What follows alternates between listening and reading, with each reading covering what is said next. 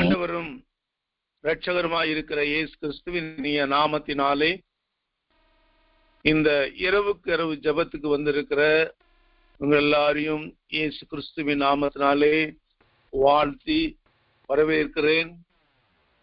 இந்த இயேசுவின் வல்லமை ஊழியங்கள் மூலமாய் நடத்தப்பட்டு கொண்டிருக்கிறதான இப்படிப்பட்டதான ஊழியத்தை கர்த்தர் இன்னும் ஆசீர்வதித்து பெருக பண்ணுவாராக.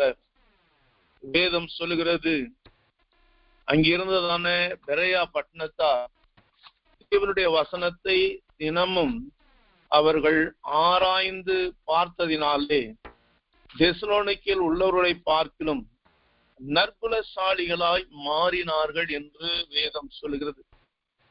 ஆகவே இந்த நாட்களிலே தேவ பிள்ளைகளாகிய நாம் அந்த பட்டணத்தார் மனோ வாஞ்சையாய் வசனத்தை ஏற்றுக்கொண்டு காரியங்கள் இப்படி இருக்கிறதா என்று தினந்தோறும் வேத வாக்கியங்களை ஆராய்ந்து பார்த்ததினால் தெசலோனிக்கேயில் உள்ளவர்களை பார்க்கலும் நற்குணசாலிகளாய் இருந்தார்கள்.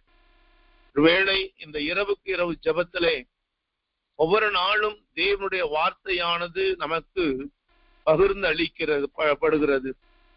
இந்த வார்த்தையோட நோக்கமும் தேவ திட்டமும் என்ன என்றால் வேதம் சொல்லுகிறது, முதலாவது தேவ பிள்ளைகளாக நாம் இதை நாம் முதலாவது அங்கீகரிக்க வேண்டும்.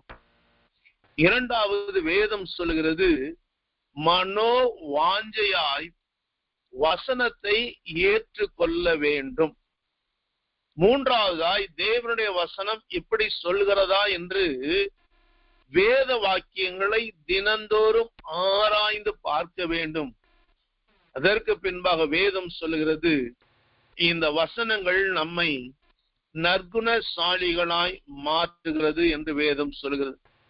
ஆகவே இப்படிப்பட்டதான மாபெரும் ஆசீர்வாதத்திற்காக தேவன் உங்களையும் என்னையும் அழைத்து இந்நாள் வரை நடத்தி கொண்டு வருகிறார்.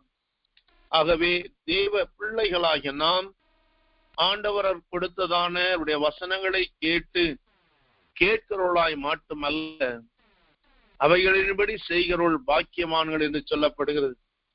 அப்படிப்பட்டதான கிருபைகளை கர்த்தர் உங்களுக்கும் நாம் எல்லாருக்கும் தரும்படியாய் தேவ சமூகத்தை நாம் வசனத்துக்கு நேராய் கடந்து இந்த நாளுடைய தியானத்திற்காக நான் எடுத்துக்கொண்டதான ஒரு வசனம் நீதிமொழிகளின் புஸ்தகம் 28ஆம் அதிகாரம் 25ஆம் வசனம். நீதிமொழிகளின் புஸ்தகம் 28ஆம் அதிகாரம் 25ஆம் வசனம் இவ்விதமாய் சொல்லப்படுகிறது, பெருநெஞ்சன் வழக்கை கொழுகிறான், கர்த்தரை நம்புகிறவனோ செழிப்பான். இன்றைக்கு அருமையான தெய்வ பிள்ளைகளே, இங்கே வேதம் சொல்லுகிறது, ஒரு மனிதன் செழிக்க வேண்டும் அல்லது ஆசீர்வதிக்கப்பட வேண்டும் என்றால் ஆண்டவர் சொல்லுகிறதான முதலாவது ஒரு காரியம் கர்த்தரை நம்புகிறதான ஒரு மனிதர்களாய் இருக்க வேண்டும். இன்னைக்கு என்னுடைய செய்தியின் தலைப்பு செழிப்பா அல்லது சலிப்பா. இன்னைக்கு அநேகருடைய வாழ்க்கையிலே செழிப்புக்கு பதிலாக சலிப்பு, எந்த ஒரு காரியங்களும் தாங்கள் எதிர்பார்த்ததான காரியங்கள் நடக்காததினாலே, தாங்கள் எதிர்பார்த்த காரியங்கள் தாங்கள் நினைத்ததின்படி நடக்காததினாலே, தாங்கள் எதிர்பார்த்த காரியங்கள் தங்கள் கைகளை விட்டு வெளியே போகும் பொழுது அவர்கள் மிகவும் சலித்து விடுகிறார்கள், மனம் நொந்து விடுகிறார்கள், அவருடைய இருதயங்கள் எல்லாம் பாதிக்கப்பட்டு விடுகிறது. ஆனால் இங்கே பார்க்கும் பொழுது கர்த்தர் ஒரு மனிதனை செழிப்புள்ளவனாய் மாற்ற விரும்புகிறார். அதற்கு தேவை கர்த்தரை நம்ப வேண்டும். கர்த்தரை நம்புகிறதோடு மட்டுமல்லாமல் ஒரு மனிதன் மாற வேணும் என்றால் அல்லது செழித்து ஓங்கி வளர வேண்டும் என்றால் வேதம் நமக்கு சில முக்கியமான காரியங்களை நமக்கு தெளிவாய் சொல்லுகிறது. அப்ப தேவ பிள்ளைகளாகிய நாம் செழித்து வாழ வேண்டும், சலிப்பாய் அல்ல, செழித்து வாழ வேண்டும், செழிப்பாய் வாழ வேண்டும் என்று ஆண்டவர் விரும்புகிறார். அதனால் இது செழிப்பு உபதேசம் என்று அல்ல, கிறிஸ்தவ வாழ்க்கை என்பது 2 விதங்கள் உள்ளது. ஒன்று, சில நேரங்களில் கர்த்தர் நம்மை அதிகமாய் ஆசீர்வதிக்கிறவராய் இருக்கிறார். சில நேரங்களில் நம்மை சோதித்து நாம் தேவனுடைய வார்த்தையில் நடக்கிறோமா என்று சில நேரங்களிலே நெருக்கங்களையும் கர்த்தர் நமக்கு கொடுக்கிறவராய் இருக்கட்டும். இந்த செழிப்பை நாம் பெற்றுக்கொள்ள வேண்டும் என்றால் வேதம் சொல்கிறதான ஒரு காரியம், முதலாவது 1 நாளாகம புஸ்தகம் 4ஆம் அதிகாரம் 40ஆம் வசனம் இவ்விதமாய் சொல்லப்படுகிறது. 1 நாளாகம புஸ்தகம் 4ஆம் அதிகாரம் 40ஆம் வசனம் இவ்விதமாய் சொல்லப்படுகிறது. நல்ல செழிப்பான மேய்ச்சலையும் அமெரிக்கையும் சுகமும் உள்ள விஸ்தாரமான தேசத்தையும் கண்டுபிடித்தார்கள். இன்னைக்கு அருமையான தெய்வ பிள்ளைகளே, இந்த யூத குடும்பங்களை குறித்து இங்கே வேதம் சொல்லுகிறது. அவர்கள் குடும்பமாய் இருந்தாலும் கூட, ஆனால் அவர்களுக்குள்ளே வேதம் சொல்லுகிறது ஒரு ஆசீர்வாதத்தை தேடினார்கள் என்று சொல்லி. அப்ப வேதம் சொல்லி எப்படி அதை கண்டுபிடித்தார்கள்? தேசத்தை கண்டுபிடித்தார்கள். நல்ல செழிப்பான மேய்ச்சலையும் அமெரிக்கையும் சுகமுள்ள விஸ்தாரமான தேசத்தை கண்டுபிடித்தார்கள். கூட நம்முடைய வாழ்க்கையிலே நாம் இந்த செழிப்பான தேசத்தை அவர்கள் கண்டுபிடித்தது போல கர்த்தரை நம்பும்போது செழிப்பை கொடுக்கிறதான தேவனை கண்டுபிடிக்கிற மக்களாக நாம் இருக்க வேண்டும். ஏனென்றால் வேதம் சொல்கிறது, அப்போஸ்தலர் 17ஆம் அதிகாரம் 27ஆம் வசனம் இவ்விதமாய் சொல்லப்படுகிறது. அப்போஸ்தலர் 17:27, கர்த்தராகிய தம்மை அவர்கள் தடவியாகிலும் கண்டுபிடிக்கத்தக்கதாக தம்மை தேடும்படிக்கு அப்படி செய்தார். அவர் நம்மில் ஒருவருக்கும் தூரமானவர் அல்ல. அவர்கள் தேடி அந்த செழிப்பான தேசத்தை கண்டுபிடித்தது போல வேதம் சொல்கிறது, இன்றைக்கு தேவ பிள்ளைகளாகிய நாம் கர்த்தராகிய தம்மை தடவியாகிலும் கண்டுபிடிக்கத்தக்கதாக ஆண்டவர் சொல்ற, முதலாவது தம்மை தேட வேண்டும். அவர் நமக்கு ஒருவருக்கும் தூரமானவர் அல்ல. ஆக ஆசீர்வாதத்தையும் செழிப்பையும் தருகிற தேவனை தேடி கண்டுபிடிக்க வேண்டிய நாட்களுக்குள் நாம் நின்று கொண்டிருக்கிறோம்.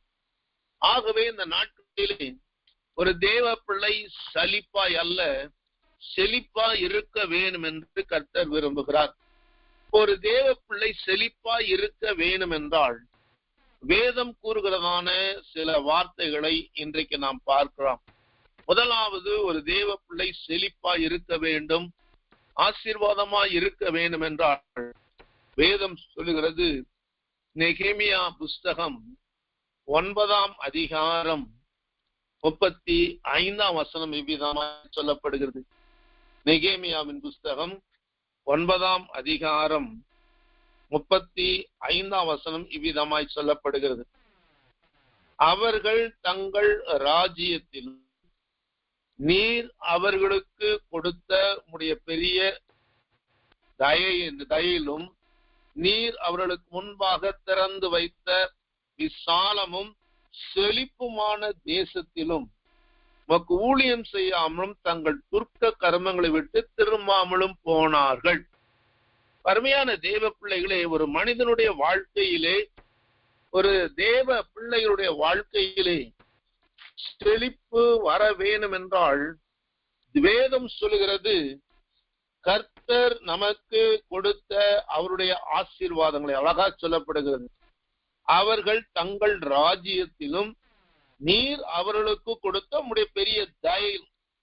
இன்றைக்கு ஒருவேளை நாம் உயிரோடு வாழ்கிறோம் அல்லது இவ்வளவு விதமான ஆசீர்வாதங்களை பெற்றிருக்கிறோம் என்றால் இது நம்முடைய முயற்சியினாலே அல்ல, நாம் எதிர்பார்த்ததான காரியங்களினால அல்ல.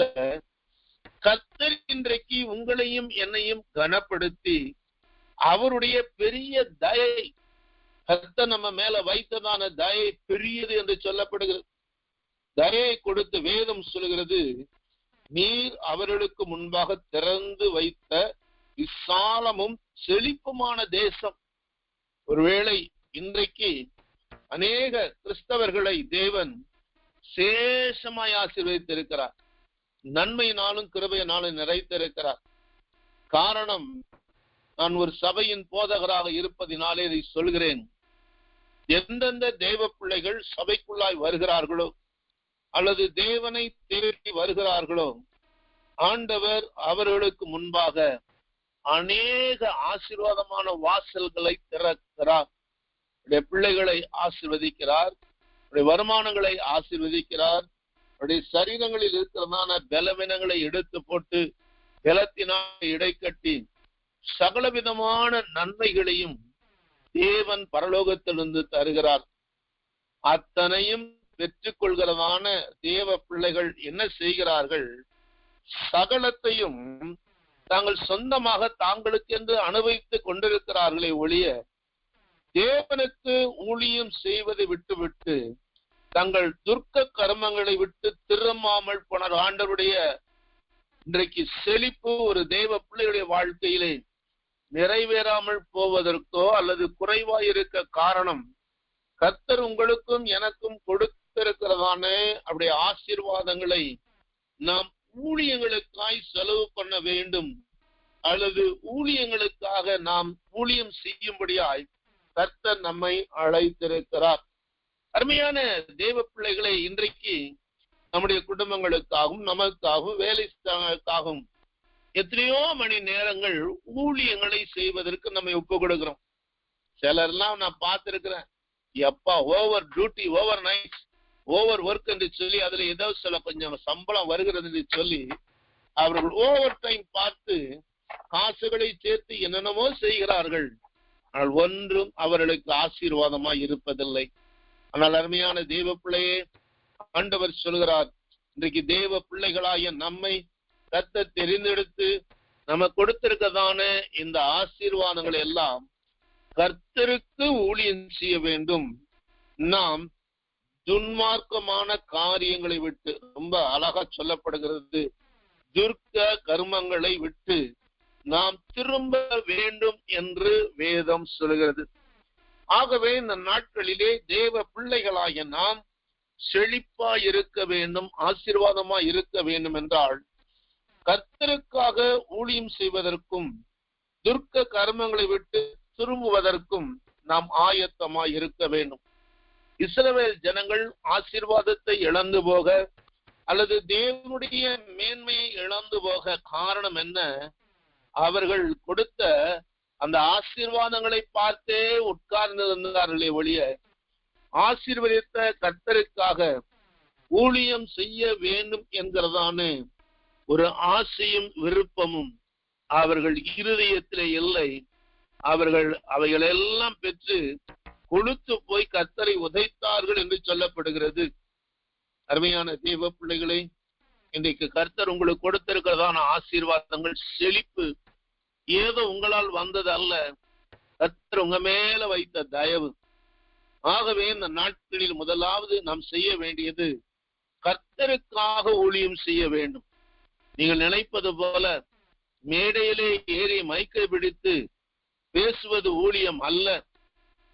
வேதத்தை வாசிக்கும் பொழுது ஊழியம் என்றால் இப்படி சொல்லப்படுகிறது, நீர் குருடருடைய கண்களை திறக்கவும் கட்டுண்டவர்களை காவலில் இருந்தும் இருளில் இருக்கிறவர்களை சிறைச்சாலிருந்து விடுவிக்கவும் கர்த்தராகிய நான் நீதியின்படி உம்மை அழைத்து உம்முடைய கையை பிடித்து உம்மை தற்காத்து ஜனத்திற்கு உடன்படிக்கையாகவும் ஜாதிகளுக்கு ஒளியாகவும் வைக்கிறேன். அருமையான தேவ பிள்ளைகளை, வேதம் சொல்கிறது யாத்திரைய ஊழியத்தை செய்ய முடியாது. ரெண்டு விதமா சொல்லப்படுது. ஊழியம் என்னவென்றால் குருடருடைய கண்களை நாம் திறக்க வேண்டும். அப்படி என்றால் இன்றைக்கு ஆவிக்குரிய குருடர்களை நாம் பார்க்கிறோம். கர்த்தரை குறித்து அறிவில்லாதபடி, தேவனுடைய வசனங்களை குறித்து வெளிப்பாடு இல்லாதபடி, பரலோகத்தை குறித்துதான ஒரு ஞானம் இல்லாதபடி ஜனங்கள் குருட்டாட்டமாய் அழிவுக்கு நேராய் ஓடிக்கொண்டிருக்கிறார்கள்.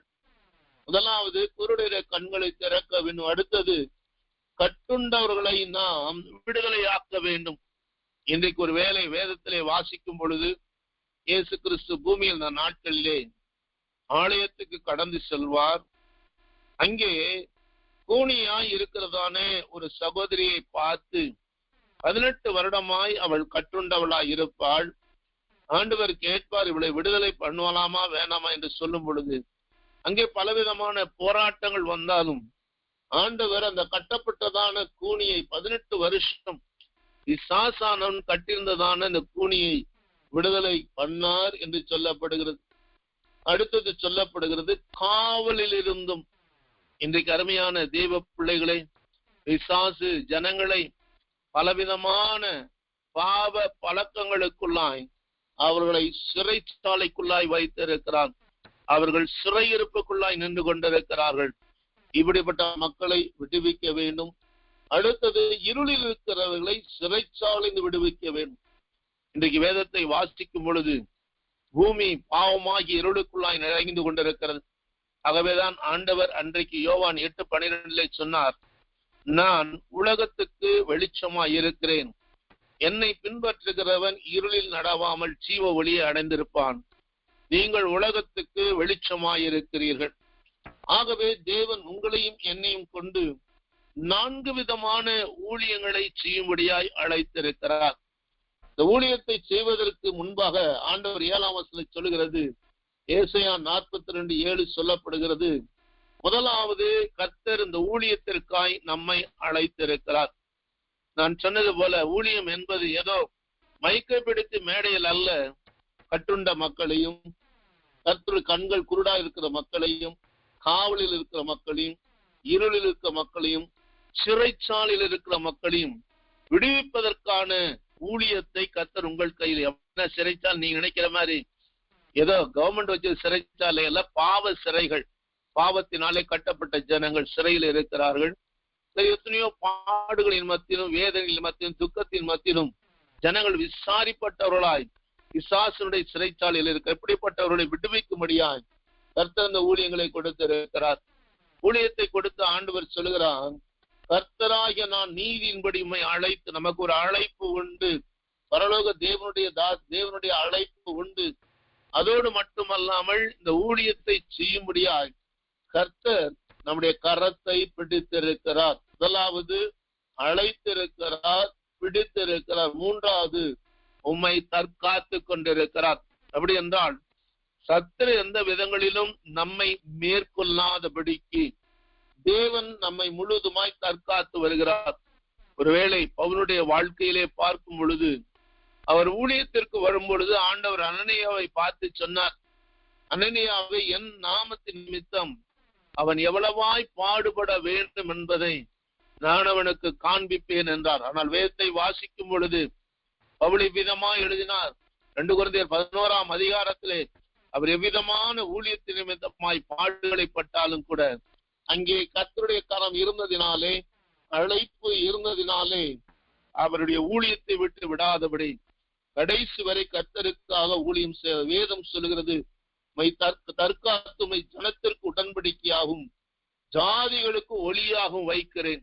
ஆகவே இந்த நாட்களிலே தேவ பிள்ளைகளாகிய நாம் கர்த்தருக்கு ஊழியம் செய்வதற்காக நாம் அழைக்கப்பட்டிருக்கிறோம். இன்றைக்கு ஊழியத்தை பார்க்கும் பொழுது இந்த ஊழியங்களை பலர் பலவிதமாய் செய்கிறார்கள். ஏனென்றால் இயேசு இருந்த நாட்களிலே இந்த ஊழியத்தை தேடி, இயேசுவை தேடி ஊழியம் செய்ய முடியாய் 3 விதமான நபர்களை குறித்து வேதம் சொல்கிறது. லூக்கா எழுதின சுவிசேஷம் 9ஆம் அதிகாரம் 57ஆம் வசனத்திலிருந்து 62ஆம் வசனம் வரைக்கும் ஊழியத்தை குறித்து தெளிவாய் சொல்லப்படுகிறது. லூக்கா 9ஆம் அதிகாரம் 57ஆம் வசனம் முதல் 62ஆம் வசனம். இங்கே ஒரு மனிதனை குறித்து சொல்லப்படுகிறது. அவர்கள் வழியில் போகையில் ஒருவன் அவரை நோக்கி, ஆண்டவரே, எங்க போனாலும் வருவேன், பின்பற்றி வருவேன் என்றார். ஆண்டவர் அவனை பார்த்து சொன்னார். என்ன சொன்னார்? நரிகளுக்கு குழிகளும் ஆகாயத்து பறவைகளுக்கு கூடு உண்டு, மனுஷகுமாரனுக்கு தலை சாக்கி இடமில்லை என்றார். ஊழியம் செய்யும்படியாய் கர்த்தர் நம்மை அழைத்த ஆண்டவர் ஊழியத்துக்கு வருகிறதான ஒரு மனிதனை குறித்து அங்கே சொல்லப்படுகிற காரியம். அப்படி என்றால் இன்றைக்கு பலர் ஊழியத்திற்கு வருவது தேவனுக்காய் ஊழியம் செய்ய அல்ல. ஏதோ ஊழியத்துக்கு வந்தா சில வசதி வாய்ப்புகள் கிடைக்கும், சில நன்மையான காரியங்கள் கிடைக்கும் என்று அநேகர் இப்படிப்பட்ட காரியங்களுக்காக இன்றைக்கு ஊழியத்துக்கு வருகிறார்கள். போல ஆண்டவர் இந்த நாட்களிலே இப்படி ஒரு மனுஷன் வந்தான். அவனுடைய ஆசை விருப்பம் எதுவா இருந்தது? ஆண்டவரை தேடி ஆண்டவரோடு போனா நமக்கு நல்ல வசதிகள். அருமையான தெய்வ பிள்ளைகளே, ஊழியம் என்பது வசதிக்காய் அல்ல. நான் சொன்னபடி கட்டுண்ட மக்களை விடுதலையாக்கும், சிறையிலுக்கு மக்களை விடுதலையாக்கும் தேவன் உங்களையும் என்னையும் ஊழியத்திற்கு அழைத்து. முதலாவது பார்க்கிறோம், அவன் நல்ல ஆண்டவரிடத்தில் இருந்தார். நிறைய ஆண்டவர் போஷிப்பார், அல்லது எல்லாம் கவலையில இருக்காது, சந்தோஷமா ஜாலியா இருக்கலாம் என்று வந்தான். கர்த்தர் அவனை தள்ளி விட்டு விட்டார். அடுத்ததாக ஒரு மனிதனை அவரே பார்த்து வேதம் சொல்லுகிறது, என்னை பின்பற்றி வா என்றார். ஆனால் அவனோ கர்த்தருடைய வார்த்தையின்படியே பின்பற்றி போவதற்கு பதிலாக அங்கு சாக்கு போக்கு சொல்லுகிறதை பார்க்கும். அவன் சொல்லுகிறான், நான் போய் என் தகப்பன் மரித்து விட்டான், நான் போய் அவனை அடக்கம் பண்ண எனக்கு உத்தரவு கொடுக்க வேண்டும் என்றான். அப்ப என்ன நடக்குது? அருமையான தெய்வ பிள்ளைகளை, ஆண்டவர் சொல்கிறார், மரித்தோர் தங்கள் மரித்தோரை அடக்கம் பண்ணட்டும், நீ போய் தேவனுடைய ராஜ்யம். அப்படின்னா இன்றைக்கு நிறைய ஜனங்கள் சாக்கு போக்கு சொல்லி தேவன் கொடுத்த அழைத்த அழைப்பை மறந்து போய் இந்த உலக பிரகாரமான காரியங்களுக்காக சாக்கு போக்கை சொல்லி அநேகர் ஊழியத்தை செய்வதற்கு பதிலாக அவர்கள் ஊழியத்திற்கு வராதபடி தப்பித்துக் கொள்வதற்கு வழியை பார்த்து கொண்டிருக்கிறதை பார்க்கிறோம். மூன்றாவதாய் ஒரு மனிதன் சொல்கிறான், பின்பு வேறொருவன் அவரை நோக்கி அவனே வருகிறான். ஆண்டவர் சொல்றான், ஆண்டவரே நான் உங்களை பின்பற்றி வருவேன், ஆனா எல்லாத்தையும் அனுபவித்து கொண்டு அதுக்கு பின்னால வருவேன். அருமையான தெய்வ பிள்ளைகளே, அப்படியும் உலகத்தின் காரியங்களை எல்லாம் செஞ்சுட்டு எல்லாம் ஓடி ஒளிஞ்ச பிறகு ஆண்டவருக்காக வருகிற ஊழியங்கள் அல்ல. ஏனென்றால் ஆண்டவர் ரொம்ப அழகா சொன்னார். அந்த மனிதரை பார்த்து சொன்னார், கலப்பையின் மேல் கை வைத்து பின்னிட்டு பார்க்கிற எவனும் தேவனுடைய ராஜ்யத்துக்கு தகுதி உள்ளவன் அல்ல. அப்படின்னா அருமையான தேவ பிள்ளைகளே, இயேசு கிறிஸ்து வந்தது ஒவ்வொரு மனிதனையும் தேவனுடைய ராஜ்யத்திற்கு கொண்டு போக முடியாது.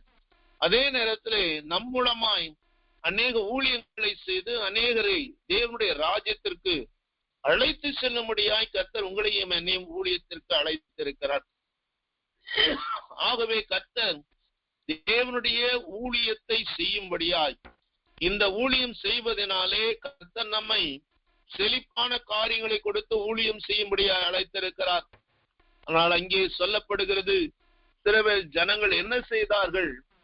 கர்த்தர் கொடுத்ததான அந்த ஆசீர்வாதங்களை செழிப்பான தேசத்திலே ஊழியம் செய்யாமல் போய்விட்டார்கள்.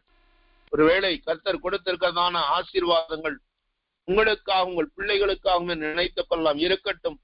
நான் மறந்து விடாதீர்கள், கர்த்தர் இவைகளை எல்லாம் கொண்டு கர்த்தருக்காய் ஊழியம் செய்யும்படியாய் கர்த்தர் நம்மை அழைத்து இருக்கிறார். நீங்கள் அப்படி செய்யும் பொழுது உன்னதத்திலிருந்து தேவன் உங்களை ஆசீர்வதிக்கிறவராய் இருக்கிறார். உங்களையும் உங்கள் குடும்பங்களையும் ஆசீர்வதிக்கிறவராய் இருக்கிறார். அடுத்தது இன்னொரு காரியம் சொல்லப்படுது, துர்க்க கர்மங்களை விட்டு திரும்பாமல் போனார்கள். அருமையான தெய்வ பிள்ளைகளை, இன்றைக்கு ஆண்டவர் நம் தேவனுடைய பிள்ளைகள் பரிசுத்தம் உள்ளவர்களாக வேண்டும் என்பது தேவனுடைய நோக்கம். ஆகவே இந்த நாட்களிலே கர்த்தர் அநேக காரியங்களை நம்மோடு கூட பேசிக் கொண்டிருக்கிறார்.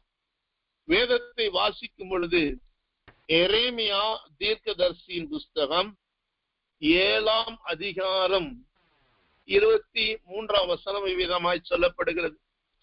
எரேமியா தீர்க்கதரிசியின் புஸ்தகம் 7ஆம் அதிகாரம் 23ஆம் வசனம் சொல்லப்படுகிறது, என் வாக்குக்கு செவி கொடுங்கள், அப்பொழுது நான் உங்கள் தேவனாய் இருப்பேன், நீங்கள் என் ஜனங்களாய் இருப்பீர்கள், நான் உங்களுக்கு கற்பிக்கும் எல்லா வழியிலும் நீங்கள் உங்களுக்கு நன்மை உண்டாகும்படி நடவுங்கள் என்கிற விசேஷத்தையே அவர்களுக்கு சொல்லி கட்டளையிட்டேன். இப்ப ஆண்டவருடைய ஆசை விருப்பம் என்ன? வேதம் உங்களுக்கு நன்மை உண்டாகும்படியாய் நடவுங்கள். ஏன் நாம் துர்க்க கர்மங்களை விட்டு திரும்ப வேண்டும் என்றால், கர்த்தர் கொடுத்த அவருடைய வார்த்தைகளை தேவ பிள்ளைகளாகிய நாம் செவி கொடுத்து நாம் நடக்க வேண்டும் என்று. ஆனால் நடந்தது என்ன? 24ஆம் வசனம் சொல்லப்படுகிறது, அவர்களோ அதை கேளாமலும் தங்கள் செவியை சாயாமலும் போய் தங்கள் பொல்லாத இருதயத்தின் யோசனைபடியும் கடினத்தின்படியும் நடந்து முன்னிட்டல்ல பின்னிட்டே போனார்கள். அருமையான தெய்வ பிள்ளைகளே, இன்றைக்கு ஆண்டவர் உங்களுக்கு கொடுத்திருக்கிறதான கிருபைகள், ஆசீர்வாதங்கள், செழிப்பு, மேன்மையா இருக்க வேண்டும் என்றால் முதலாவது தேவனுக்கு நாம் ஊழியம் செய்ய வேண்டும். ஊழியங்களிலே பலவிதமான ஊழியங்கள் இருக்கிறது. எபேசியர் 4ஆம் அதிகாரத்திலே பார்ப்பீர்களானால் பிரதானமாய் 5 விதமான ஊழியங்கள் சொல்லப்படுகிறது. ரோமர் 12ஆம் அதிகாரத்திலே உதவி ஊழியங்கள் என்று பல ஊழியங்கள் சொல்லப்பட்டிருக்கிறது. ஆகவே எந்த விசுவாசியும் எனக்கு ஊழியம் இல்லை என்று யாரும் மறுக்க முடியாது, யாரும் தள்ளிப்பட முடியாது. புதிய ஏற்பாட்டு காலத்தில் கர்த்தர் எல்லாரையும் ஊழியக்காரராய் அழைத்திருக்கிறார். ஆகவே இந்த நாட்களிலே தேவ பிள்ளைகளாகிய நாம் ஒரு சிலருக்காவது சுவிசேஷத்தை சொல்லி இருளில் இருக்கிற ஜனங்களையும், கட்டுண்டிருக்கிற ஜனங்களையும், காவலில் இருக்கிற ஜனங்களையும், சிறையிருப்பின் இருக்கிறதான ஜனங்களை நாம் தேவனுக்கு நேராய் ஊழியத்தின் மூலமாய் நடத்த முடியாய் கர்த்தர் உங்களை அழைத்திருக்கிறார், தற்காத்திருக்கிறார், கரம் பிடித்திருக்கிறார், உங்களுக்கு கிருபைகளை கொடுத்திருக்கிறார். இரண்டாவதாய் பார்க்கும் தேவ பிள்ளைகளாகி நாம் துர்க்க கர்மங்களை விட்டு திரும்ப வேண்டும். இந்த துர்க்க கர்மம் என்பது ஒருவேளை அதை குறித்து பார்க்கும் பொழுது அது ஒரு பொல்லாத காரியங்களாய் இருக்கிறது. மனிதனை நஷ்டப்படுத்தி நித்திய ஜீவனுக்கு நேராய். ஆகவேதான் ஆண்டவர் தேவ ஜனங்கள் இப்படிப்பட்டதான காரியங்களை விட்டு திரும்பப்பட வேண்டும் என்று கர்த்தர் அநேக காரியங்களை அவர்களோடு கூட சொன்னதை நாம் பார்க்கிறோம். ஏனென்றால் அந்த எரேமியா 7:25 சொல்லப்படுகிறது, உங்கள் பிதாக்கள் எகிப்திலிருந்து புறப்பட்ட நாள் முதல் இந்நாள் மட்டும் நான் தீர்க்க தரிசிகளாகிய என் ஊழியக்காரர்களை எல்லாம் தினம் தினம் உங்கள் அன்னைக்கு ஏற்கனவே அனுப்பி கொண்டிருந்தேன். அருமையான தெய்வ பிள்ளைகளை, தினம் தினம் வேத வசனத்தை நாம் வாசிக்கிறது போல துர்க்க கர்மங்களை விட்டு திரும்பும்படியாய் ஆண்டவர் சொல்ல தினம் தினம் உங்கள் அன்னைக்கு ஏற்கனவே தீர்க்கதரிசிகளை அனுப்பி கொண்டிருந்தேன். ஒருவேளை இயேசுவின் வல்லமை ஊழியங்களை குறித்து நாம் சந்தோஷப்பட வேண்டிய காரியம் என்ன என்றால், ஒரு நாளைக்கு 3 விதமான ஆராதனைகளை வைத்து அவைகளிலே தேவனுடைய வார்த்தைகள் பிரசங்கிக்கப்படுகிறது. காரணம், ஆண்டவர் உங்களுக்கு நன்மை உண்டாகும்படியாய் நடவுங்கள் என்கிறதான இந்த தேவ திட்டம், கர்த்தருடைய வழியிலே நடக்க வேண்டும் என்று தேவ திட்டங்கள் இன்றைக்கு நமக்கு போதனை செய்து கொண்டிருக்கிறது. எத்தனை பேர் கர்த்தருடைய வார்த்தைக்கு செவி கொடுத்து கொண்டிருக்கிறோம்? போதகர் நமக்கு போதிக்கிறதான அந்த தீர்க்க தரிசன வசனங்களுக்கு எத்தனை பேர் ஒப்பு கொடுத்து இதை கீழ்ப்படிந்து நம்மை நாமே சரிபடுத்திக் கொள்கிறோம்? ஏனென்றால் இஸ்ரவேல் ஜனங்கள் என்ன செய்தார்களாம்? ஆனாலும் அவர்கள் என் சொல்லை கேளாமலும் தங்கள் செவியை சாயாமலும் போய் தங்கள் கழுத்தை கடினப்படுத்தி தங்கள் பிதாக்களை பார்க்கிலும் அதிக பொல்லாப்பு செய்தார்கள். அருமையான தேவ பிள்ளைகளை, நாம் செழித்திருக்க வேண்டும், ஆசீர்வதிக்கப்பட்டிருக்க வேண்டும், மேன்மையா இருக்க வேண்டும் என்று விரும்பின ஆண்டவர் முதலாவது இஸ்ரவேல் ஜனங்களுடைய வாழ்க்கையிலே நடந்த ஒரு காரியத்தை சொன்னார். அவர்கள் ஊழியம் செய்வார்கள், துர்க்க கர்மங்களை விட்டு பரிசுத்தமாய் வாழ்வார்கள் என்று எதிர்பார்த்தார். ஆனால் அவர்களோ அவைகளை செய்யாதபடிக்கு தங்களுடைய வாழ்க்கையை கெடுத்துக் கொண்டார்கள். ஆகவே இந்த நாட்களிலே சலிப்பு அல்ல, செழிப்பாய் தேவனுக்காய் வாழ்ந்து நேக ஆயிரங்களை ஆண்டவர் நடத்தும்படியாய் கர்த்தர் இன்றைக்கு உங்களுக்கும் எனக்கும் முதலாவது செழித்து வளர்வதற்கு ஊழியத்தை கொடுத்திருக்கிறார். ஊழியம் செய்கிற ஒவ்வொரு தேவ பிள்ளைகளையும் கர்த்தர் செழிப்பாய் மாற்றுகிறவராய் இருக்கிறார். இரண்டாவது, இந்த செழிப்பு என்னுடைய வாழ்க்கையில் இருக்க வேண்டும், நம்முடைய வாழ்க்கையிலே செழிப்பு காணப்பட வேண்டும் என்றால் வேதம் சொல்லுகிறது, யோபுவின் புஸ்தகம் 29 அதிகாரம் 20 வசனம் வீதமாய் சொல்லப்படுகிறது. யோபுவின் புஸ்தகம் 29 அதிகாரம் 20 வசனம் விவிதமாய் சொல்லப்படுகிறது.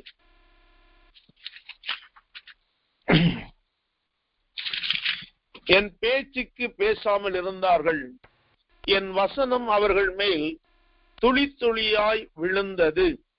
மழைக்கு காத்திருக்கிறது போல் எனக்கு காத்திருந்து பின்மாரிக்கு ஆசையுள்ளவர்கள் போல் தங்கள் வாயை ஆவென்று திறந்திருந்தார்கள். அருமையான தேவ பிள்ளைகளே, நம்முடைய வாழ்க்கையிலே செழிப்பு வர வேண்டும் என்றால் வேதம் சொல்லுகிறது, மன்னிக்க வேண்டும், யோபுவின் புஸ்தகம் 29 அதிகாரம் 20 வசனம், என் மகிமை என்னில் செழித்தோங்கி என் கையில் உள்ள என் வில் புது பலன் கொண்டது. அப்ப அருமையான தெய்வ பிள்ளைகளே, என் மகிமை என்னில் செழித்தோங்கி அப்படின்னா கர்த்தர் இன்றைக்கு ஒவ்வொருவரையும் அவருடைய மகிமையை நமக்கு தர விரும்புகிறார். ஏனென்றால் ஏசாயா தீர்க்கதரிசி புஸ்தகம் 60 அதிகாரத்தை நாம் வாசிக்கும் பொழுது, பூமியின் மீது காரிருளும் பூமியிலே இருளும் வரும், ஆனாலும் என் மகிமை உங்கள் மேல் உதிக்கும் என்று ஆண்டவர் அழகாய் சொல்லுகிறார். உன் எழும்பி பிரகாசி, உன் ஒளி வந்தது, கர்த்தருடைய மகிமை உன்மேல் உதித்தது. இந்த மகிமை நம்மேல் உதித்து நாம் செழிப்பாய், ஆவிக்குரிய வாழ்க்கையிலே செழிப்பாய் மாற வேண்டும் என்றால் வேதம் சொல்கிறதான ஒரு காரியம், என் மகிமை என்னில் செழித்தோங்கி என் கையிலுடைய என் வில் புது பலன் கொண்டது. அப்ப இந்த செழிப்பு வர வேண்டும் என்றால் 22 வசனம் சொல்லப்படுகிறது, என் பேச்சுக்கு பேசாமல் இருந்தால் என் வசனம் அவர்கள் மேல் துளி துளியாய் விழுந்தது. அருமையான தேவ பிள்ளைகளே, இன்றைக்கு வேத வசனத்திற்கு நாம் எந்த அளவுக்கு முக்கியத்துவம் கொடுக்கிறோம் என்று தேவ பிள்ளைகளாகிய நாம் நம்மை நாமே சோதித்து பார்க்க வேண்டிய நாட்களுக்குள்ளாய் நின்று கொண்டிருக்கிறோம். ஏனென்றால் இந்த 119 சங்கீதத்தை வாசிக்கும் பொழுது வேத வசனங்களை குறித்தே தாவீது அதிகமாய் சொன்ன தாவீது இந்த வேத வசனத்தை குறித்து இவ்விதமாய் அவர் 1வது சங்கீதத்தை சொல்லி இருக்கிறார். நாம் எல்லாருக்கும் தெரிந்ததான வார்த்தை அதுதான். அவருடைய வார்த்தையிலே பிரியமாய் இருந்து இரவும் பகலும் அவருடைய வேதத்தில் தியானமாய் இருக்கிற மனுஷன் பாக்கியவான். அவன் நீர்க்கால்கள் ஓரமாய் நடப்பட்டு தன் காலத்தில் தன் கனியை தந்து இலையுதிராதிருக்கிற மரத்தை போல் இருப்பான். அவன் செய்வதெல்லாம் வாய்க்கும். அருமையான தேவ பிள்ளைகளை, இன்றைக்கு தேவனுடைய வார்த்தைக்கு நாம் எந்த அளவுக்கு முக்கியத்துவம் கொடுக்கிறோம் என்று மனிதர்கள் நம்மை கவனிக்க வேண்டியதில்லை. தேவன் நம்மை பரலோகத்திலிருந்து கண்காணித்துக் கொண்டிருக்கிறார். ஆகவே இந்த நாட்களிலே தேவ பிள்ளைகளாகிய நாம் கர்த்தருடைய வசனமானது நம்மேல் பனித்துளி புள்ளியின் மேல் விழுகிறது போல தேவ வசனம் நம்மேல் வந்து நம்மை ஆசீர்வதிக்கும்படியாய் நம்மை ஒப்பு கொடுக்க வேண்டும். ஏனென்றால் வேதம் சொல்லுகிறது, கர்த்தருடைய வேதத்தின்படி நடக்கிற உத்தம மார்க்கத்தார் பாக்கியவான்கள் என்று சொல்லப்படுகிறது. இந்த செழிப்பும் ஆசீர்வாதமும் தேவனாலே கொடுக்கப்படுகிறது. தேவ மனிதர்கள் இந்த வசனத்தினாலே நம்மை ஒப்பு கொடுத்து நாம் தேவ சமூகத்திலே நாம் ஆசீர்வாதங்களை செழிப்பை பெற்றுக் கொள்ள வேண்டும். ஏனென்றால் வேதத்தை குறித்து வேதனுடைய வசனத்தை குறித்து இவ்விதமாய் சொல்லப்படுகிறது, கர்த்தர் சீனாயிலிருந்து எழுந்தருளி சேயிலிருந்து அவளுக்கு உதயமானார். உபாகமம் 33 அதிகாரம் 2 வசனத்திலிருந்து இது கூறப்பட்டிருக்கிறது. அப்ப தேவனுடைய மனுஷனாகிய மோசே தான் மரணமுடைய முன்னே இஸ்ரவேல் புத்திரரை ஆசீர்வதித்த ஆசீர்வாதமாகும். அப்ப மோசே கிட்டத்தட்ட 40 வருடம் இஸ்ரவேல் ஜனங்களை நடத்தினார். எத்தனையோ அற்புதங்களை செய்தார், அதிசயங்களை செய்தார். ஆனால் கடைசியிலே அவர் சொன்னது, ஒரு தேவ பிள்ளை ஆசீர்வதிக்கப்பட வேண்டும் என்றால் அவர்கள் கர்த்தருடைய வார்த்தையினாலே ஆசீர்வதிக்கப்பட வேண்டும். ஏனென்றால் இந்த உபாகம் 33:2 சொல்லப்படுகிறது, கர்த்தர் சீனாயிலிருந்து எழுந்தருளி சேயிலிருந்து அவர்களுக்கு உதயமானார், ஆரான் மலையிலிருந்து பிரகாசித்து 10,000 பரிசுத்தவான்களோட பிரசன்னமானார். அவர்களுக்காக அக்கினிமயமான பிரமாணம் அவருடைய வலது கரத்திலிருந்து புறப்பட்டது. அருமையான தேவ பிள்ளைகளே, இந்த 2 வாசிக்கும் பொழுது எழுந்தருளினார், உதயமானார், பிரகாசித்தார், பிரசன்னமானார். அதோடு மட்டுமல்லாமல் பிரமாணம், அக்கினிமயமான பிரமாணத்தை கொடுத்திருக்கிறார். தேவனுடைய வசனத்திற்கு கொடுப்பதற்கு தேவன் எப்படிப்பட்டதான காரியங்களை செய்தார். ஆகவேதான் வேதம் சொல்கிறது, 3 விதமாய் சொல்லப்படுகிறது, மெய்யாகவே அவர் ஜனங்களை சிநேகிக்கிறார். எவ்வளவு பெரிதான ஒரு ஆசீர்வாதம் பாருங்க. இந்த வேத வசனம் என் மேல் துளி துளியாய் விழும் பொழுது ஒரு தேவ மனிதனுக்கு இருக்கிற மகா பெரிய ஆசீர்வாதம், அவர் ஜனங்களை சிநேகிக்கிற, யாரோ ஒருவரை அல்ல. உண்மையாகவே அருமையான தேவ பிள்ளைகளே, எத்தனையோ பேர் நம்மை நேசிக்கிறேன் என்று சொல்வார்கள், நம்மோடு சிநேகமா இருக்கிறேன் என்று சொல்வார்கள். ஆபத்துகள் வரும் பொழுது, பிரச்சனைகள் வரும் பொழுது நம்மை கைவிட்டு போகிற சூழ்நிலையில் வருகிறது. ஆனால் ஆண்டவருடைய ஆசை உங்களையும் என்னையும் சிநேகிதர்களாய் மாற்றப்பட வேண்டும், சிநேகிதர்களாய் நாம் இருக்க வேண்டும். கர்த்தர் ஜனங்களை சிநேகிக்க விரும்புகிறார்.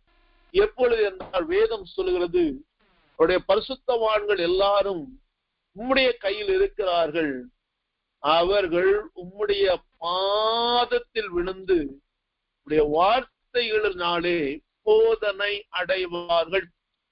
அருமையான தேவ பிள்ளைகளே, கர்த்தர் உங்களை செழிப்பாய் மாற்ற விரும்புகிறார், ஆசீர்வாதமாய் மாற்ற விரும்புகிறார், உங்களை சிநேகிக்க விரும்புகிறார். அதற்காக கர்த்தர் கொடுக்கிறதான ஒரு பெரிய பாக்கியம் தேவனுடைய வார்த்தைகள். அப்ப தேவ பிள்ளைகளாகிய நாம் அவருடைய பாதத்திலே விழுந்து தேவனுடைய வார்த்தைகளினாலே நாம் நிரப்பப்பட, தேவனுடைய வார்த்தைகளினாலே நாம் உருவாக்கப்பட, இயேசுவை போல மாறுவதற்கு தேவனுடைய வசனங்களுக்கு நம்மை அர்ப்பணித்து செயல்படுகிறதான தேவ பிள்ளைகளாய் மாற வேண்டும். ஏனென்றால் இந்த தேவனுடைய வார்த்தைகளை குறித்து நாம் இன்னும் அறிந்து கொள்ள வேண்டும் என்றால், பேதுரு இந்த வசனத்தை குறித்து இவ்விதமா எழுதினார். 2 பேதுருவின் புஸ்தகம் 1 அதிகாரம் 10 இவ்விதமா எழுதினார். 19 2 பேதுரு 1 அதிகாரம் 19 18 சொல்லுகிறார், அவரோட கூட நாங்கள் பரிசுத்த பருவத்தில் இருக்கையில் வானத்திலிருந்து பிறந்த அந்த சத்தத்தை கேட்டோம். அவர்கள் அங்கே தேவனோடு கூட தேவ பிள்ளைகள் மறுரூப மலையிலே போன பொழுது தேவ சத்தம் அவர்களுக்கு கேட்டது. ஆனால் பேதுரு அந்த சத்தத்தை அது பெரிதான ஒரு காரியம் என்று சொல்லாமல் அவர் சொல்லுகிறார், சத்தத்தை கேட்டது உண்மைதான், ஆனாலும் அதிக உறுதியான தீர்க்க தரிசன வசனம் நமக்கு உண்டு. அருமையான தேவ பிள்ளைகளே, இந்த தேவனுடைய வார்த்தையானது கிறிஸ்துவுக்குள்ளாய் நம்மை உறுதிப்படுத்துகிறதா இருக்கிறது. வேதம் இந்த வசனத்தை குறித்து சொல்லப்படுகிறது, பொழுது விடிந்து விடிவெள்ளி உங்கள் இருதயங்களில் உதிக்கி மலவும், இருளுள்ள ஸ்தலத்தில் பிரகாசிக்கிற விளக்கை போன்ற அவ்வசனத்தை கவனித்திருப்பது நலமாயிருக்கும். ஆகவே ஆண்டவர் இன்றைக்கு இந்த மகிமை நம்மிலே விழுந்து நம்மை செழிக்கும்படியாக கர்த்தர் விரும்புகிறார். அப்ப ரொம்ப அழகா அந்த பேரு சொல்லுகிறார், உறுதியான தீர்க்க தரிசன வசனம் நமக்கு உண்டு. ஆனால் இந்த வசனம் எப்படி செயல்படுகிறதாம், பொழுது விடிந்து விடிவெள்ளி உங்கள் இருதயங்களில் உதிக்கி மலவும். அப்ப விடிவெள்ளி என்பது ஏதோ நட்சத்திரத்தை மட்டுமல்ல, விடிவெள்ளி என்பது இயேசுவை குறிக்கிறது. அவருக்கு ஒரு பெயர் விடிவெள்ளி. விடிந்து பொழுது விடிந்து என்று சொல்லப்படுகிறது. அப்படி என்றால் தாவீதனுடைய வாழ்க்கையிலே நீங்கள் பார்ப்பீர்களானால் ஜாமக்காரர் விழித்து கொள்வதற்கு முன்பாக தாவீது தேவனுடைய வசனங்களுக்காக விழித்து கொண்டார். அவருடைய கண்கள் ஆண்டவரை பார்த்து. அப்படி என்றால் இந்த இயேசுவின் வல்லமை ஊழியங்களிலே இந்த இருட்டோடு ஜெபத்திற்கு எத்தனை பேர் நாம் கலந்து கொள்கிறோம் என எனக்கு தெரியாது. ஆனால் இந்த விடிவெள்ளி என்று சொல்லப்படுகிறதான தேவனுடைய வார்த்தை உங்கள் இருதயங்களில் உதிக்க வேண்டும், உதிக்கும் அளவும். ஒருவேளை அருமையான தேவ பிள்ளைகளே, ஒரு பழமொழி சொல்லுவார்கள், இருதயத்தின் நினைவு வாயில தெரியும் முகத்துல தெரியும் என்று சொல்லி.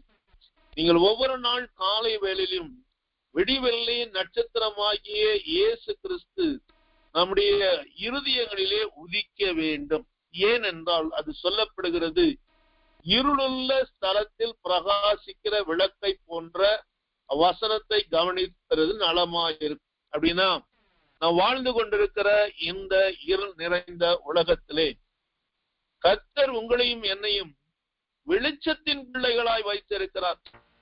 உன்னில் உள்ள வெளிச்சம் இருளாகாதபடிக்கு நீ எச்சரிக்கையாய் இரு என்று ஆண்டவர் சொல்லுகிறார். அப்படி என்றால் அருமையான தேவ பிள்ளைகளை, இந்த விடிவெள்ளி நம்முடைய இருதயங்களிலே உதிக்காமல் போனால் அல்லது வேத வசனத்தை நாம் ஏற்றுக்கொள்ளாமல் அவைகளிலே கை கொள்ளாமல் போனால் இருளுள்ள ஸ்தலத்திலே பிரகாசிக்கிற விளக்கை போன்ற வசனம். அப்படி என்றால் அதனாலதான் தாவீது சொன்னார், கர்த்தருடைய வேதம் என் கால்களுக்கு தீபமும் என் பாதைக்கு வெளிச்சமாய் இருக்கிறது. ஆகவேதான் தாவீது சொன்னார் சங்கீதங்கள் 37:31 சங்கீதம் 37:31 தேவன் கொடுத்ததான அவருடைய வார்த்தை என் இருதயத்தில் இருக்கிறது, என் நடைகளில் ஒன்றும் பிசகுவதில்லை என்று தாவீது ரொம்ப அழகா எழுதியிருந்தார். ஆனால் அப்படிப்பட்டதான தாவீதுடைய வாழ்க்கையிலே ஒரு நாள் ஒரு தோல்வி வந்தது. ஆனாலும் கூட திரும்ப அந்த வசனம் அவருடைய இருதயத்திலே வசனமானது அது விளக்கை போன்று பிரகாசித்ததனாலே தன்னுடைய பாவங்களை அறிக்கையிட்டு தேவ சமூகத்திலே திரும்பவுமாய் கர்த்தருடைய வசனத்திற்காய் காத்திருக்கிறதான ஒரு அனுபவத்தை பெற்றுக் கொண்டார். ஆகவே அருமையான தேவ பிள்ளைகளே, இந்த நாட்களிலே தேவ பிள்ளைகளாகிய நாம் கர்த்தருடைய வார்த்தைக்கு முக்கியத்துவம் கொடுத்து, நான் இயேசுவின் வல்லமை ஊழியங்களுக்காய் கர்த்தரை ஸ்தோத்தரிக்கிறேன். ஒரு நாளையிலே ஒரு நாளில் ஒவ்வொரு நாளிலும் 3 விதமான ஊழியங்களை நடத்தி, இந்த 3 விதமான ஊழியங்களிலே தேவனுடைய வார்த்தையானது கொடுக்கப்படுகிறது. எத்தனை பேர் அதை உணர்ந்து இந்த வார்த்தையை கவனித்திருப்பது நலமா இருக்கும். அதான் ரொம்ப அழகா சொல்லப்படுகிறது. வேதம் சொல்லுகிறது, வசனத்தை கவனித்திருப்பது நலமா இருக்கும். நீங்க ஒருவேளை எத்தனை பேர் இந்த வசனத்தை கவனித்து கேட்கிறீர்களோ எனக்கு தெரியாது. ஆண்டவர் இது வசனத்தை கவனித்திருப்பது நலமாயிருக்கு அப்படின்னா, அந்த வசனமானது இருள் நிறைந்த இந்த உலகத்திலே தேவனுக்காய் வெளிச்சமாய் வாழ்வதற்கு நம்மை அதிகமாய் தேவ சமூகத்துக்கு நேராய் நம்மை நடத்துகிறதோடு மட்டுமல்லாமல் ஆசீர்வதிக்கிறதா இருக்கிறது. ஏனென்றால் பவுல் பிலிப்பு பட்டணத்துக்கு எழுதும் பொழுது விதமாய் எழுதினார். பிலிப்பியர் புஸ்தகம் 2ஆம் அதிகாரம் 14ஆம் வசனம் இவ்விதமாய் சொல்லப்படுகிறது. பிலிப்பியர் 2:14, நான் வீணாக ஓடினதும் வீணாக பிரயாசப்பட்டதும் இல்லை என்கிறதான மகிழ்ச்சி கிறிஸ்துவின் நாளிலே எனக்கு உண்டாயிருப்பதற்கு ஜீவ வசனத்தை பிடித்து கொண்டு உலகத்திலே சுடர்களை போல பிரகாசிக்கிற நீங்கள், உண்மையான தேவ பிள்ளையே, நீ மறந்துவிடக் கூடாது. இந்த வசனம் ஏதோ யாரோ எழுதினதல்ல. இந்த வசனத்திற்கு ஜீவன் உண்டு. இந்த ஜீவ வசனத்தை பிடித்து கொள்ள வேண்டும். அதோடு மட்டுமல்லாமல் வேதம் சொல்லுகிறது, இந்த வசனத்தை நீங்கள் பிடித்து கொள்ளும் பொழுது உலகத்திலே பிரகாசிக்கிற சுடர்களை போல பிரகாசிக்கிறதான ஒரு தேவனுடைய வல்லமையான மனிதர்களாய் தேவனாலே மாற்றப்படுகிறோம். ஒருவேளை அருமையான தேவ பிள்ளைகளை, ஒருவேளை போதகர்களை குறித்து அநேக நேரங்களில் போதகர் நம்மோடு கூட சொல்லும்போது அதுதான் சொல்லுவார், இங்கேயோ இருந்த அவரை கர்த்தர் கொண்டு வந்து அவருடைய வசனத்தினாலே நிரப்பி இன்றைக்கு அவர் சுடர்களை போல எத்தனையோ பேர்களுக்கு அவர் பிரகாசத்தை கொடுத்து கொண்டிருக்கிறார். எதற்கென்று சொன்னால், அந்த பிரகாசத்தை நீங்களும் நானும் பிடித்துக்கொண்டு பெற்றுக்கொண்டு ஜீவ வசனத்தை பிடித்துக்கொண்டு உலகத்திலே நாம் சுடர்களை போல பிரகாசிக்க வேண்டும் என்கிறதான ஒரு பெரிய பாரத்தோடு கூட, பெரிய எண்ணத்தோடு கூட, ஏக்கத்தோடு கூட தான் இந்த இயேசுவின் வல்லமை ஊழியமானது வசனத்தினாலே நடத்தப்படுகிறதை எத்தனை பேர் உணர்ந்திருக்கிறீர்கள் என்று தெரியவில்லை. எத்தனை பேர் அதை கவனித்து செயல்பட்டு கொண்டிருப்பீர்கள் என்று தெரியவில்லை. ஆனால் அருமையான தேவ பிள்ளைகளே, தேவனுடைய ஆசை, தேவனுடைய விருப்பம், நீங்களும் நானும் சுடர்களை போல பிரகாசிக்க வேண்டிய நாட்கள் வந்து கொண்டிருக்கிறது. கர்த்தர் உங்களையும் என்னையும் செழிப்பான மேட்டிலே தேவன் கொண்டு வந்து நிறுத்த போகிற நாட்கள் வந்து கொண்டிருக்கிறது. ஆகவேதான் கர்த்தர் இந்த ஊழியத்திலே அதிகமான வேத வசனங்களை கொடுத்து ஒரு நாடு நம்மை பிரகாசிக்கிறதான விளக்குகளாய் சுடர்களை போல, ஏதோ சாதாரண விளக்கல்ல, சுடர் என்பது எவ்வளவோ உயரத்திற்கு எத்தனையோ பேர்களுக்கு அது வெளிச்சத்தை கொடுக்கிறதா இருக்கிறது. ஆகவே இந்த நாட்களிலே தேவ பிள்ளைகளாகிய நாம் தேவனால் கொடுக்கப்படுகிற அந்த வசனத்தை நாம் பிடித்து கொண்டு உலகத்திலே சுடர்களை போல பிரகாசிக்கும்படியாய், முதலாவது இந்த வசனமானது நம்மை ஆசீர்வதிக்கிறது. இரண்டாவது, இந்த வசனம் என்ன சொல்கிறது? கோணலும் மாறுபாடுமான சந்ததியின் நடுவிலே குற்றமற்றவர்களும் கபடற்றவர்களும் தேவனுடைய மாசற்ற பிள்ளைகளாய் இருக்க வேண்டும். அல்லேலூயா. இதோ மற்றவர்களை போல வாழ்ந்து, மற்றவர்களை போல உலகத்திலே நடந்து, மற்றவர்களை போல நாம் ஏதோ ஒரு சாதாரணமான ஒரு வாழ்க்கை வாழ்வதற்காய் அல்ல. ஆண்டவர் உங்களையும் என்னையும் கோணலும் மாறுபான சந்ததியின் நடுவிலே வைத்திருக்கிறார். மறந்துவிடக் கூடாது. நாம் இருக்கிறதான உலகம் ஒரு மாறுபாடு நிறைந்த உலகம், ஒரு கோணலான உலகம். இந்த உலகத்தை தான் நாம் நேராக்கும்படியாய் மாறுபாடு நிறைந்ததான சந்ததிகளை தேவனுடைய சந்ததிகளாய் மாற்றும்படியாய்தான் நடுவிலே தேவன் வைத்திருக்கிறார். ஆகவே தேவனுடைய வசனம் நம்ம என்ன செய்கிறது? குற்றமற்றவர்களும் கபடற்றவர்களும் தேவனுடைய மாசற்ற பிள்ளைகளாய் நம்மை நடத்தி விடுகிறது. அல்லேலூயா. அருமையான தேவ பிள்ளைகளே, இந்த வசனம் என்ன செய்கிறது? நம்ம எப்படிப்பட்டதான சூழ்நிலைகளே இருந்தாலும் இந்த வசனம் நம்மை முழுவதுமாய் குற்றமற்றதான ஒரு தேவனுடைய பிள்ளையாய், புறாக்களை போல கபடற்றவர்களாய் இருங்கள் என்று சொன்ன தேவன், அதற்கென்று தேவன் கொடுத்ததான அவருடைய வார்த்தைகளுக்கு நாம் முக்கியத்துவம் கொடுத்து அவரோடு கூட நடக்கும்படியாய், தேவ சித்தத்தை செய்யும்படியாய் அழைக்கப்பட்டிருக்கிறோம். ஏனென்றால் அருமையான தேவ பிள்ளைகளே, நாம் ஏன் குற்றமற்றவளாய் இருக்க வேண்டும், கபடற்றவளாய் இருக்க வேண்டும், தேவனுடைய மாசற்ற பிள்ளைகளாய் இருக்க வேண்டும் என்றால் வேதம் இப்படியாய் சொல்கிறது.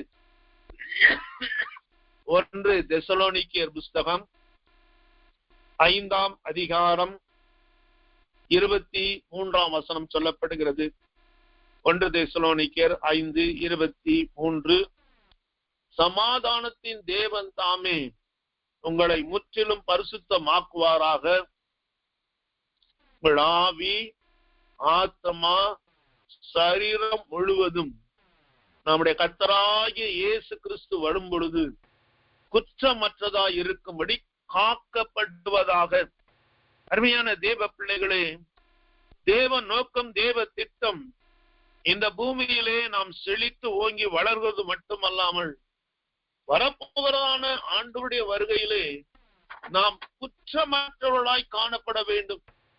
ஒருவேளை வேதத்தை வாசிக்கும் பொழுது யோவான் தன்னுடைய நிருபத்திலே இவ்விதமாய் எழுதுகிறார், அவர் வருகையிலே நாம் குற்றமற்றவர்களாய் இருக்க வேண்டும் என்று ரொம்ப அழகா, வெட்கப்பட்டு போகாதபடிக்கு நாம் தேவனுடைய பிள்ளைகளாய் நடந்து கொள்ள வேண்டும் என்று 1 யோவான் 2ஆம் அதிகாரம் 28ஆம் வசனம் சொல்கிறார். 1 யோவான் 2:28. இப்படி இருக்க பிள்ளைகளே, அவர் வெளிப்படும் பொழுது நாம் அவருடைய வருகையிலே அவருக்கு முன்பாக வெட்கப்பட்டு போகாமல் தைரியம் உள்ளவர்களாய் இருக்கும்படி அவரில் நிலைத்திருங்கள். அப்படி என்றால் அருமையான தேவ பிள்ளைகளை, இந்த தேவ வசனம் கோணலும் மாறுபாடுமான சந்தேக நடுவிலே இந்த வசனம் நம்மை குற்றமற்றவர்களும் கபடற்றவர்களும் தேவனுடைய மாசற்ற பிள்ளைகளாய் இருக்கும்படி நம்மை பரிசுத்தப்படுத்தி நம்மை சுத்திகரித்து அவருடைய வருகைக்கென்று நம்மை ஆயத்தப்படுத்துகிறதா இருக்கிறது. ஆகவே அருமையான தேவ பிள்ளைகளே, இந்த நாட்களிலே தேவன் உங்களை செழித்து ஓங்கி வளர்கிறதான ஒரு ஆசீர்வாதத்தை தருவதற்காக தேவன் நம்மை அழைத்திருக்கிறார். ஆகவே இந்த நாட்கள் முதலாவது தேவ பிள்ளைகளாகிய நாம் கர்த்தருக்கு ஊழியம் செய்யும்படியாய் நம்மை அர்ப்பணிப்போம். துர்க்க கர்மங்களை விட்டு நாம் திரும்புவோம். இரண்டாவதாய், மூன்றாவதாய் தேவ பிள்ளைகளாகிய நாம் கர்த்தருடைய வசனத்துக்கு 100க்கு 100 ஒப்பு கொடுத்து கீழ்ப்படிந்து நடக்கிறதான ஒரு காரியத்தை நாம் பெற்றுக்கொள்வோம். நான்காவதாய் ஒரு வசனத்தை வாசித்து நாம் ஜெபிக்கலாம். ஏசாயா தீர்க்கதரிசியின் புஸ்தகம் 32ஆம் அதிகாரம் 15ஆம் வசனம். ஏசாயா 32:15. உன்னதத்திலிருந்து நம்மேல் ஆவி ஊற்றப்படும் மட்டும் அப்படியே இருக்கும். அப்பொழுது வனாந்தரம் செழிப்பான வயல்வெளியாகும், செழிப்பான வயல்வெளி காடாக எண்ணப்படும். அருமையான தேவ பிள்ளைகளை, இந்த செழிப்பான ஆசீர்வாதம், செழிப்பான ஒரு வாழ்க்கை, சலிப்பு இல்லாதபடி தேவனுக்குள்ள எத்தனை போராட்டங்கள், எத்தனை நெருக்கங்கள் வந்தாலும் கர்த்தருக்குள்ளாய் மகிழ்ச்சியாய் இருந்து செயல்பட வேண்டும் என்றால், நான்காவதாய் நமக்கு சொல்லப்படுகிறதான ஒரு வார்த்தை, உன்னதத்திலிருந்து நம்மேல் ஆவி ஊற்றப்பட மட்டும். அப்படின்னா இன்றைக்கு மாம்சமான யாவர் மேலும் ஆவியை ஆண்டவர் ஊற்றுவர் என்று சொல்லி இருக்கிறார். ஆகவேதான் இன்றைக்கு ஒருவேளை இயேசுவின் வல்லமை ஊழியங்களிலே அந்நிய பாஷை தொழுகையானது இப்பொழுது நமக்கு கொடுக்கப்பட்டிருக்கிறது. அநேகர் இந்த ஆவியை பெற்றுக்கொள்ள முடியாய், உன்னதத்திலிருந்து வரை ஆவி ஒவ்வொரு மேல் ஊற்றப்படும்படியாய் இன்றைக்கு போதனைகள் நமக்கு கொடுக்கப்படுகிறது. ஆகவே ஒருவேளை அருமையான தேவ பிள்ளைகளை, வேதம் சொல்லுகிறது, அவருடைய ஆவி இல்லாதவன் அவருடையவன் அல்ல என்று சொல்லப்படுகிறது.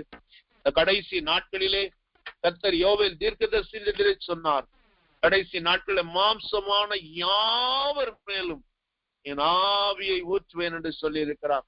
ஆகவே இந்த நாட்களிலே தேவ பிள்ளைகளாகிய நாம் உன்னதத்திலிருந்து வரும் பலனில், உன்னதத்திலிருந்து அந்த ஆவி நம்மேல் ஊற்றப்படும் மட்டும் வனாந்தரமாய் இருக்கும். அது ஒரு வேளை ஒன்றுமில்லாத ஒரு சூழ்நிலை இருக்கும். ஆனால் இந்த ஆவி ஊற்றப்படும் பொழுது வேதம் சொல்லுகிறது, வனாந்தரமும் செழிப்பான வயல்வெளியாகும். செழிப்பான வயல்வெளி காடாக, அந்த அளவுக்கு கர்த்தர் நம்மை செழிப்பாய் மாற்ற விரும்புகிறார். ஆகவே அருமையான தேவ பிள்ளைகளை, இந்த நாட்களிலே அங்கே யூத ஜனங்கள் அந்த செழிப்பான இடத்தை கண்டுபிடித்து சுகமாய் வாழ்ந்தாலும் பின்னான நாட்களிலே அந்த செழிப்பை பயன்படுத்தாதபடி, கர்த்தருக்கு ஊழியம் செய்யாதபடி, துர்க்க கர்மங்களை செய்து அந்த ஆசீர்வாதத்தை இழந்து போனார்கள். ஆனால் இன்றைக்கு கர்த்தர் நமக்கு சொல்கிறார், நீ செழிப்பாய் இருக்க வேண்டும், சலிப்பு அல்ல செழிப்பாய் வாழ வேண்டும் என்றால் முதலாவது கர்த்தருக்கு ஊழியம் செய்ய உன்னை அர்ப்பணி, துர்க்க கர்மங்களை விட்டு கர்த்தருக்காய் திரும்பு. மூன்றாவதாக கர்த்தருடைய வசனத்துக்கு 100க்கு 100 ஒப்பு கொடுத்து கீழ்ப்படிந்து உலகத்திலே சுடர்களைப் போல பிரகாசிக்கும்படியாய் தேவ சமூகத்திலே அர்ப்பணி. நான்காவதாய் வேதம் சொல்கிறது, உன்னதத்திலிருந்து வரும் ஆவியினாலே நீங்களும் நானும் பலப்பட ஊற்றப்பட வேண்டும். ஏனென்றால் வேதத்தை வாசித்து பார்த்தீர்களானால் ஆண்டவர் தன்னுடைய சீஷர்களை பார்த்து சொன்னார், லூக்காவிலே சொல்லப்படுகிறது, உன்னதத்திலிருந்து வரும் ஆவியினால் தரிப்பிக்கப்படும் வரைக்கும் நீங்கள் எருசலேமிலே வீட்டீர்கள். அருமையான தேவ பிள்ளைகளை, ஒருவேளை சீஷர்களின் பின்னையை பார்ப்பீர்களானால் படித்தவர்கள் கிடையாது, பட்டம் பெற்றவர்கள் கிடையாது, அவர்கள் யாரும் வேத பாருகிறோ பரிசை யாரும் இல்லை, சாதாரண மீன் பிடிக்கிறவர்கள். பலன் வந்த பொழுது உலகத்தையே கலக்கினதான மக்களாய் மாற்றினார்கள். அநேகருக்கு செழிப்புள்ள மக்களாய் மாற்றினார்கள். ஆகவே இந்த நாட்களில் தேவ பிள்ளைகளாகிய நாம் இந்த பூமிக்கு செழிப்புள்ள மக்களாய் மாற, நாம் சலிப்புள்ளவர்களாய் அல்ல, செழிப்புள்ள மக்களாய் மாறி, அநேகருக்கு ஆசீர்வாதமான பாத்திரமாய் மாறி, கர்த்தருடைய வருகைக்கு நாம் ஆயத்தப்பட, கர்த்தருடைய வருகையில வெட்கப்பட்டு போகாத சூழ்நிலை அவரை நிலைத்திருந்து ஆசீர்வாதங்களை பெற்றுக்கொள்ள கர்த்தர் உங்களுக்கு எனக்கு கிருபை தருவாராக. நாம் ஜெபிக்கலாம். அன்பின் தகப்பனே, இயேசு கிறிஸ்துவின் நாமத்தினாலே வருகிறோம். ஆண்டவரே, செழிப்பை எப்படி பெற்றுக்கொள்ள முடியும், சலிப்பை எப்படி எங்களை விட்டு விரட்ட முடியும் என்று சொல்லி இந்த நாட்களிலே தேவரு எங்களோடு சொன்ன நம்முடைய வார்த்தைகளுக்கு நன்றி செலுத்துகிறோம். இந்த நாளிலுமாய் கூட நம்முடைய வார்த்தைகளை கேட்ட எல்லா தேவ பிள்ளைகளுக்காய் வருகிறோம். ஆண்டவரை, கோணலும் மாறுபாடும் நிறைந்த சந்ததிகள் நடுவிலே குற்றமற்ற மாசற்ற தேவனுடைய பிள்ளைகளாய் உலகத்துக்கு சுடர்களைப் போல நாங்கள் பிரகாசிக்க வேண்டும் என்கிறதான செழிப்பாய், உலகத்துக்கு செழிப்பாய் இருக்க வேண்டும் என்று பரலோகத்திலிருந்து கொடுத்திருக்கிறதான வார்த்தைகளுக்கு நன்றி செலுத்துகிறோம். பாதத்தில் விழுந்து நாங்கள் போதனை அடைந்து ஆண்டவரே, அநேகருக்கு ஒரு ஆசீர்வாதமான பாத்திரம் செழிப்புள்ளவர்களாய் மாறு, அநேகருக்கு ஆசீர்வாதம் மாறுகளுக்கு இருப்பதாக தொடர்ந்த நாளில் சொல்லப்பட்ட இந்த 4 காரியங்கள், எத்தனையோ நிறைய காரியங்கள் இருக்கிறதான நேரம் இல்லாத நாளே ஆண்டவரே, இந்த காரியங்கள் நாங்கள் பெற்றுக் கொண்டிருக்கிறோம்.